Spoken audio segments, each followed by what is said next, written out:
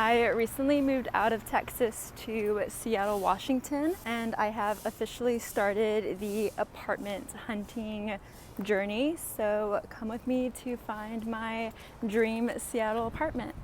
My partner and I were looking for one-bedroom apartments in this city, and our non-negotiables were 1, location, 2, lots of natural lighting, and 3, it had to have a dishwasher and washer dryer in the unit. AC wasn't a must, which is crazy to say as someone coming from Texas where you need to have AC. Apartment number 1 definitely checked all those boxes. It was a gorgeous apartment. I loved the floor-to-ceiling windows, but we weren't the biggest fans of the layout and how the bedroom didn't have a door. But moving on to apartment number 2, this was also a beautiful apartment. I loved the views from this window. It got a lot of natural lighting. This apartment, though, only checked 2 out of our 3 non-negotiables. The location wasn't the best. It was in Capitol Hill, which we are not the biggest fans of that area, but this was still a beautiful layout. I loved the bathroom in this apartment. It was super spacious, and I loved the big walk-in closet.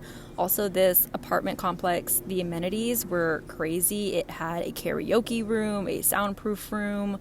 It also had a dog bathing station.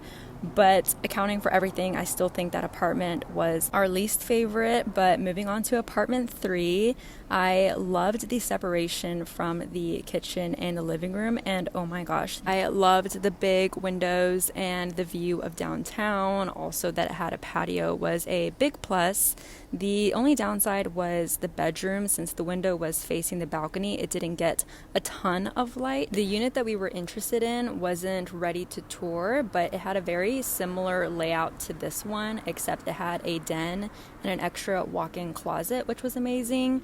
The view and the layout of the apartment, though, were pretty much the exact same.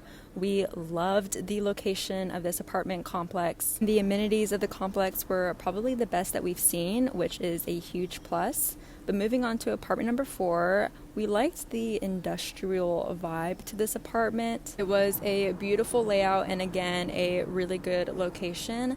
The 2 main downsides, from what I remember, the apartment didn't get as much lighting because of the direction the windows were facing, and it didn't have a whole lot of storage, but it was still pretty spacious and more of a modern apartment, which I love. We actually just signed our apartment this morning, so let me know in the comments below which one you guys think we got.